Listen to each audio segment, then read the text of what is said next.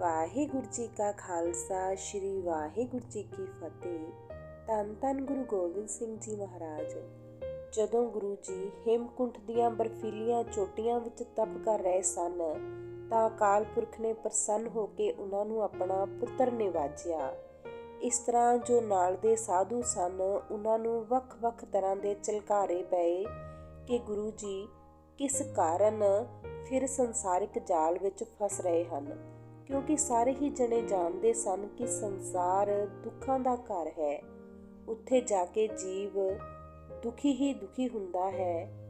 ਸਾਰੇ ਤਪਸਵੀ ਸੋਚੀ ਪੈ ਗਏ ਕਿ ਸ਼੍ਰੋਮਣੀ ਤਪਸਵੀ ਜੀ ਨੇ ਇੰਨਾ ਤਪ ਕਰਨ ਦੇ ਬਾਅਦ ਵੀ ਉਹਨਾਂ ਨੂੰ ਸੰਸਾਰਿਕ ਜਾਲ ਵਿੱਚ ਫਿਰ ਦੁਬਾਰਾ ਜਾਣਾ ਪਿਆ।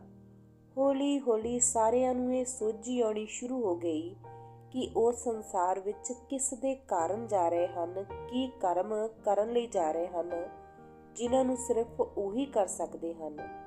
ਸਾਰੇ ਹੀ ਆਪੋ ਆਪਣੇ ਵਿਚਾਰ ਸਾਂਝੇ ਕਰ ਰਹੇ ਸਨ। ਜੋਗਰਾਜ ਜੀ ਸੱਚ ਕਿਹਾ ਹੈ, ਇੱਕ ਸਾਧੂ ਨੇ ਕਿਹਾ, ਮੈਨੂੰ ਵੀ ਸਮਾਧੀ ਵਿੱਚ ਪ੍ਰਕਾਸ਼ ਹੋਇਆ ਹੈ। ਪਹਿਲਾਂ ਗੋਰਖ ਜੀ ਦੇ ਦਰਸ਼ਨ ਹੋਏ। ਕਹਿਣ ਲੱਗੇ ਯੋਗ ਦਾ ਆਦਰਸ਼ ਲੋਪ ਹੋ ਗਿਆ ਹੈ। ਜੋ ਕੁਝ ਪਤੰਜਲ ਜੀ ਨੇ ਆਦਰਸ਼ ਵਧਿਆ ਸੀ ਉਸ ਦੇ ਨਮੂਨੇ ਦਾ ਆਦਮੀ ਵੀ ਨਹੀਂ ਮਿਲਦਾ।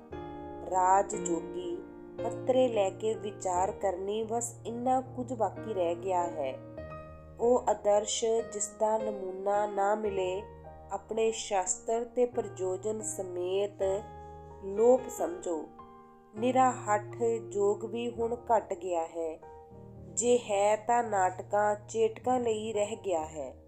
ਜਗਤ ਚਾਲ ਵੀ ਹੋਰਵੇ ਹੋ ਰਹੀਆਂ ਹਨ। ਇਸ ਲਈ ਕਿਸੇ ਭਾਰੇ ਨਮੂਨੇ ਦੀ ਲੋੜ ਹੈ ਔਰ ਉਹ ਮਰਦ ਦਾ ਨਮੂਨਾ ਪੁਰਖ ਵਿਸ਼ੇਸ਼ ਜੀ ਦੀ ਮਰਜ਼ੀ ਹੈ ਕਿ ਬਖਸ਼ੇ ਤਪਸਵੀ ਜੀ ਜਾ ਕੇ ਬਚਾ ਲੈਣ ਜੋ ਗੁਰੂ ਨਾਨਕ ਦੇਵ ਜੀ ਨੇ ਕਾਇਮ ਕੀਤੀ ਸੀ। ਇਸ ਤਰ੍ਹਾਂ ਸਾਰੇ ਹੀ ਆਪੋ ਆਪਣਾ ਵਿਚਾਰ ਦੱਸ ਰਹੇ ਹਨ ਕਿ ਸਾਨੂੰ ਕੱਲ੍ਹ ਮਹਾਤਮਾ ਬੁੱਧ ਜੀ ਨੇ ਆ ਕੇ ਇੱਦਾਂ ਕਿਹਾ, ਜੋਗੀ ਰਾਜ ਜੀ ਨੇ ਇੱਦਾਂ ਕਿਹਾ ਕਿ ਸੰਸਾਰ ਵਿੱਚ ਹੁਣ ਧਰਮ ਨਾ ਮਾਤਰ ਰਹਿ ਗਿਆ ਹੈ, ਇੱਕ ਦਿਖਾਵਾ ਹੀ ਰਹਿ ਗਿਆ ਹੈ। ਉਸ ਨੂੰ ਬਚਾਉਣਾ ਹੁਣ ਅਕਾਲ ਪੁਰਖ ਦੇ ਹੱਥ ਹੈ ਕਿ ਉਹ ਕਿਸ ਨੂੰ ਬਖਸ਼ ਕੇ ਭੇਜੇਗਾ। ਤਪਸਵੀ ਜੀ ਦੱਸਦੇ ਹਨ ਕਿ ਗੋਰਖਨਾਥ ਮੈਨੂੰ ਆਖਦੇ ਹਨ ਕਿ ਗੁਰੂ ਨਾਨਕ ਦੇਵ ਜੀ ਨਾਲ ਮੇਰੇ ਸਮੇਂ ਵਿੱਚ ਮੇਰੀ ਸੰਪਰਦਾ ਦੇ ਲੱਖ ਝਗੜੇ ਸਨ, ਪਰ ਗੁਰੂ ਜੀ ਨੇ ਸਭ ਪਰ ਫਤਿਹ ਪਾ ਕੇ ਸੱਚੇ ਮਰਦ ਦਾ ਨਮੂਨਾ ਕਾਇਮ ਕਰਕੇ ਦਿਖਾ ਦਿੱਤਾ ਹੈ। ਉਹ ਆਖਦੇ ਹਨ ਕਿ 8 ਮਹਾਂਪੁਰਖ ਭਾਵ ਗੁਰੂ ਨਾਨਕ ਦੇਵ ਜੀ ਦੇ ਵੰਸ਼ਿਸ਼ ਗੁਰਗੱਦੀ 8 ਨੇ ਮਰਦ ਦੇ ਨਮੂਨੇ ਕਾਇਮ ਕਰਕੇ ਸਾਰੇ ਸੰਸਾਰ ਨੂੰ ਦਿਖਾਏ ਹਨ। ਮਨੁੱਖ ਨੂੰ ਸੱਚ ਦਾ ਨਮੂਨਾ ਬਣਾਇਆ ਹੈ। ਹੁਣ 9ਵੀਂ ਜੋਤ ਇਲਾਹੀ ਕੰਮ ਕਰ ਰਹੀ ਹੈ। ਹਰ ਜੋਤ ਨੇ ਅੱਡ ਅੱਡ ਹਾਲਾਤਾਂ ਤੇ ਮੁਸ਼ਕਲਾਂ ਵਿੱਚ ਉਸ ਨਮੂਨੇ ਦੀ ਕਾਇਮ ਮੁਮਕਿਨ ਭਾਵ ਸੰਭਵ ਕਰਕੇ ਦੱਸੀ ਹੈ। ਅੱਜ ਕੱਲ੍ਹ 9ਵੀਂ ਜੋਤ ਅਤ ਮੁਸ਼ਕਲਾਂ ਵਿੱਚ ਕੰਮ ਕਰ ਰਹੀ ਹੈ ਤੇ 10ਵੇਂ ਹੁਣ ਇਹ ਮਹਾਬਲੀ ਉਹ ਰੂਪ ਉਹ ਜੋਤ ਹੋ ਕੇ ਉਸ ਕੰਮ ਨੂੰ ਸਿਰੇ ਚਾੜਨ ਜਾਣਗੇ। ਫਿਰ ਮੈਂ ਪਤੰਜਲ ਤੇ ਕਪਲ ਮੁਨੀ ਦੇ ਦਰਸ਼ਨ ਪਾਏ। ਉਹ ਵੀ ਇਹੋ ਜਿਹੇ ਬਾਕ ਬੋਲਦੇ ਰਹੇ। ਸੰਨਿਆਸ ਹਾਲ ਮੁਨੀ ਜੀ, ਅਚਰਜ ਹੈ ਸੱਜਣੋ, ਮੈਨੂੰ ਵੀ ਦਰਸ਼ਨ ਹੋਏ ਔਰ ਉਹ ਦਰਸ਼ਨ ਸ਼ਿਵ ਜੀ ਦੇ ਸਨ। ਤਪਸਵੀ ਜੀ ਕਹਿਣ ਲੱਗੇ ਕਿ ਮੈਨੂੰ ਸ਼ਿਵ ਜੀ ਨੇ ਆਖਿਆ ਕਿ ਨਾ ਰੋਕੋ ਤੁਸੀਂ ਦੁਸ਼ਟ ਦਮਨ ਜੀ ਨੂੰ, ਉਹ ਹੁਕਮ ਵਿੱਚ ਮਹਾਕਾਰਜ ਕਰਨ ਚੱਲੇ ਹਨ। ਨਿਰਾ ਦਿਵੈਤ ਸੰਨਿਆਸ ਵਿੱਚ ਲੈ ਗਿਆ ਹੈ।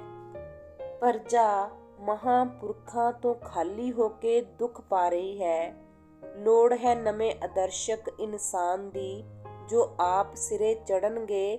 ਫਿਰ ਵਿਸ਼ਵਨਾਥ ਜੀ ਬੋਲੇ, ਮੈਨੂੰ ਵੀ ਅੱਜ ਦਰਸ਼ਨ ਮਿਲੇ ਤੇ ਉਹ ਦਰਸ਼ਨ ਕ੍ਰਿਸ਼ਨ ਦੇਵ ਜੀ ਦੇ ਸਨ। ਆਖਣ ਲੱਗੇ, ਤੁਸੀਂ ਆਪਣੇ ਕਲਿਆਣ ਅਰਥ ਤਪ ਕਰ ਰਹੇ ਹੋ, ਪਰੰਤੂ ਜਗਤ ਪ੍ਰਬੰਧ ਦੀ ਸੋਝੀ ਸੰਪੂਰਨ ਹੋ ਚੁੱਕੇ ਪਰਮ ਪਦ ਨੂੰ ਆਪਣੇ ਲੋਕਾਂ ਨੂੰ ਹੀ ਹੁੰਦੀ ਹੈ।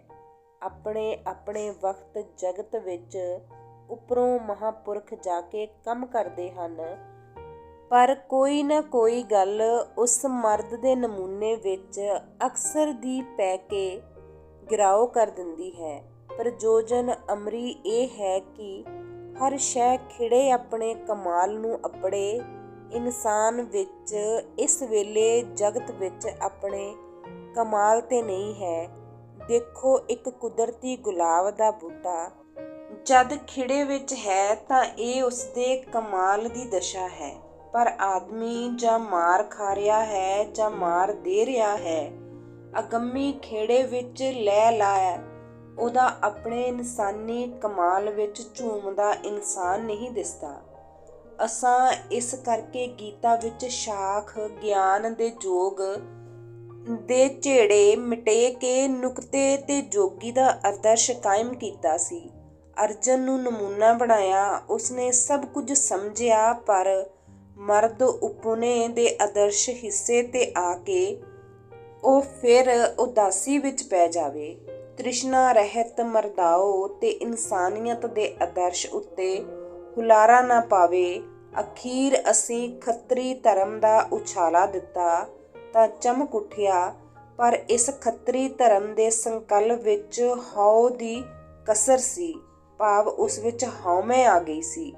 ਇਸ ਨਾਲ ਉਸ ਦਾ ਗਿਰਾਓ, ਜਿਸ ਨੂੰ ਉਹ ਧਰਮ ਸਮਝ ਰਿਹਾ ਸੀ, ਝਟ ਗਿਆ, ਹਟ ਗਿਆ। ਪਰ ਹਉ ਦੀ ਅੰਸ਼ ਹਉ ਹੀ ਰਹਿ ਗਈ।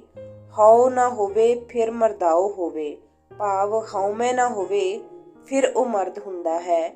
ਮਰਦਾਓ ਹੋਵੇ ਫਿਰ ਇਨਸਾਨੀਅਤ ਹੋਵੇ। ਇਹ ਕਮਾਲ ਦਾ ਕਮਾਲ ਤੇ ਇਸ ਦਾ ਨਮੂਨਾ, ਅਸਲੀ ਜੀਵਨ ਦਾ ਨਮੂਨਾ, ਚੜ੍ਹਦੀ ਕਲਾ ਦਾ ਆਦਰਸ਼ ਇਹ ਬਖਸ਼ੇ ਤਪਸਵੀ ਜੀ ਕਾਇਮ ਕਰਨ ਚੱਲੇ ਹਨ। ਇਹਨਾਂ ਨੂੰ ਰੋਕੋ ਨਹੀਂ। ਇਹ ਮਹਾਨ ਮਾਇਆ ਰਹਿਤ, ਹਉ ਅਤੀਤ, ਤ੍ਰਿਸ਼ਨਾ ਰਹਿਤ ਕਾਰਜ ਪਰ ਜਾ ਰਹੇ ਹਨ। ਸਾਤੋਂ ਰਹੀ ਥੋੜ ਨੂੰ ਪੂਰਾ ਕਰਨਗੇ। ਇਸ ਤਰ੍ਹਾਂ ਕ੍ਰਿਸ਼ਨ ਜੀ ਨੇ ਆਪਣੇ ਵਿਚਾਰ ਦੱਸੇ ਕਿ ਮੈਂ ਗੀਤਾ ਦਾ ਉਪਦੇਸ਼ ਦਿੱਤਾ ਸੀ, ਪਰ ਜੀਵ ਵਿੱਚ ਹਉਮੈ ਨੇ ਫਿਰ ਹਾਵੀ ਹੋ ਕੇ ਉਸ ਨੂੰ ਨਮੂਨਾ ਨਹੀਂ ਬਣ ਦਿੱਤਾ, ਹਉਮੈ ਨਾਲ ਭਰ ਦਿੱਤਾ ਹੈ। ਅੱਲਾਹ ਯਾਰ ਤਪੀ ਜੀ ਜੋ ਥੋੜੇ ਚਿਰ ਤੋਂ ਆਏ, ਵੱਖਰੇ ਇੱਕ ਟਿਕਾਣੇ ਤਪ ਕਰ ਰਹੇ ਸਨ, ਆ ਗਏ ਤੇ ਬੋਲੇ, ਸੱਜਣੋ, ਮੇਰੀ ਵੀ ਇੱਕ ਬੇਨਤੀ ਹੈ। ਰਾਤ ਮੈਨੂੰ ਅਰਸ਼ ਤੋਂ ਇੱਕ ਰੋਇਆ ਉਤਰਿਆ ਹੈ। ਮੈਂ ਮੁਹੰਮਦ ਸਾਹਿਬ ਨੂੰ ਡਿੱਠਾ। ਆਪ ਆਖਣ ਲੱਗੇ, ਤੁਸੀਂ ਸਾਰੇ ਅੱਲਾ ਦੀਆਂ ਹਿਕਮਤਾਂ ਵਿੱਚ ਦਾਖਲ ਹੋ ਰਹੇ ਹੋ। ਬਖਸ਼ੇ ਤਪਸਵੀ ਜੀ ਤੁਸਾਂ ਵਾਂਗ ਇਨਸਾਨ ਤਪਸਵੀ ਨਹੀਂ ਹਨ। ਉਹ ਕਾਇਨਾਤ ਵਿੱਚ ਸਭ ਤੋਂ ਉੱਚੇ ਦਰਜੇ ਉੱਤੇ ਹਨ। ਉਹਨਾਂ ਦਾ ਤਪ ਕਰਨਾ ਕੋਈ ਰਮਜ਼ ਇਲਾਹੀ ਹੈ। ਹੁਣ ਜੋ ਉਹਨਾਂ ਨੂੰ ਹੁਕਮ ਹੋਇਆ ਹੈ ਉਹ ਉਹਨਾਂ ਦੀ ਖੁਆਇਸ਼ ਨਹੀਂ, ਉਹ ਹੁਕਮ ਹੈ ਅਜਲ ਦਾ, ਰਾਜ ਹੈ ਅਜਲ ਦਾ। ਉਹਨਾਂ ਨੇ ਜਾ ਕੇ ਉਪਕਾਰ ਕਰਨਾ ਹੈ। ਅਸਾਂ ਨੇ ਮਜ਼ਹਬ ਵਿੱਚ ਵਹਿਮ ਵੇਖ ਕੇ, ਪੱਥਰਾਂ ਵਿੱਚ ਲੋਕਾਂ ਨੂੰ ਝੁਕਾਓ ਵੇਖ ਕੇ ਮਰਦਾਓ ਸਿਖਾਇਆ। ਉਹ ਪਾਣ ਵੱਧ ਚੜ੍ਹ ਗਈ ਹੈ। ਮਰਦਾਓ ਵਿੱਚ ਇਨਸਾਨੀਅਤ ਘਟ ਗਈ ਹੈ। ਤੈਮੂਰ ਤੇ ਮਹਿਮੂਦ ਵਰਗੇ ਸਫਾਕ ਪੈਦਾ ਹੋ ਗਏ ਹਨ, ਜੋ ਆਦਰਸ਼ ਤੋਂ ਇਤਨੇ ਦੂਰ ਹਨ ਜਿਤਨੇ ਕਿ ਕਾਇਰ ਦੂਰ ਹਨ। ਭੈ ਨਾ ਖਾਣਾ ਤੇ ਨਾ ਦੇਣਾ, ਇਹੋ ਜਿਹਾ ਜ਼ੁਲਮ ਚਾਰੇ ਪਾਸੇ ਹੀ ਵੱਧ ਗਿਆ ਹੈ। ਇਹੋ ਜਿਹੇ ਵਿਚਾਰ ਆਪੋ ਆਪਣੇ ਸਾਰੇ ਤਪਸਵੀਆਂ ਨੇ ਰੱਖੇ। ਕਹਿਣ ਲੱਗੇ, ਦੁਸ਼ਟ ਦਮਨ ਜੀ ਨੂੰ ਜਾਣ ਦਾ ਉਪਦੇਸ਼ ਅਕਾਲ ਪੁਰਖ ਜੀ ਨੇ ਆਪ ਦਿੱਤਾ ਹੈ, ਕਿਉਂਕਿ ਸੰਸਾਰ ਵਿੱਚ ਜ਼ੁਲਮ ਬਹੁਤ ਵੱਧ ਗਿਆ ਹੈ। ਉਸ ਨੂੰ ਖਤਮ ਕਰਨਾ ਤੇ ਇੱਕ ਆਦਰਸ਼ ਆਦਮੀ ਨੂੰ ਪੈਦਾ ਕਰਨਾ ਇੱਕ ਮਹਾ ਤਪਸਵੀ ਦਾ ਹੀ ਕੰਮ ਹੈ, ਕਿਉਂਕਿ ਉਹ ਇੱਕ ਇਲਾਹੀ ਜੋਤ ਹੈ, ਰੱਬ ਦਾ ਨੂਰ ਹੈ। ਅਸੀਂ ਇਨਸਾਨ ਹਾਂ, ਇਨਸਾਨ ਹੋ ਕੇ ਭਗਤੀ ਕਰ ਰਹੇ ਹਾਂ। ਉਹ ਇੱਕ ਇਲਾਹੀ ਜੋਤ ਸਦੀਆਂ ਸਦੀਆਂ ਜਨਮ ਜਮਾਂਤਰਾਂ ਤੋਂ ਰੱਬ ਦੀ ਭਗਤੀ ਕਰ ਰਹੇ ਹਨ। ਇਸ ਕਰਕੇ ਅਕਾਲ ਪੁਰਖ ਨੇ ਆਪਣਾ ਪੁੱਤਰ ਨਿਵਾਜ ਕੇ ਉਹਨਾਂ ਨੂੰ ਸੰਸਾਰ ਤੇ ਜਾਣ ਦਾ ਹੁਕਮ ਕੀਤਾ ਹੈ। ਉਹ ਸਾਰੀਆਂ ਹੀ ਮਾਇਆ ਤੋਂ ਨਿਰਭੈ ਰਹਿਣਗੇ, ਨਿਰਲੇਪ ਰਹਿਣਗੇ। ਇਸ ਤਰ੍ਹਾਂ ਸਾਰੇ ਹੀ ਸਾਧੂ ਆਪੋ ਆਪਣੇ ਵਿਚਾਰ ਗੁਰੂ ਜੀ ਲਈ ਰੱਖ ਰਹੇ ਹਨ। ਉਸ ਟਾਈਮ ਗੁਰੂ ਜੀ ਨੂੰ ਦੁਸ਼ਟ ਦਮਨ ਵੀ ਆਖਦੇ ਸਨ। ਇਸ ਤਰ੍ਹਾਂ ਦੀ ਭਗਤੀ ਤੇ ਬਾਅਦ ਗੁਰੂ ਜੀ ਨੇ ਇਸ ਸੰਸਾਰ ਤੇ ਆਉਣ ਦਾ ਨਿਰਣੈ ਕੀਤਾ ਸੀ। ਵਾਹਿਗੁਰੂ ਜੀ ਕਾ ਖਾਲਸਾ, ਸ਼੍ਰੀ ਵਾਹਿਗੁਰੂ ਜੀ ਕੀ ਫਤਿਹ।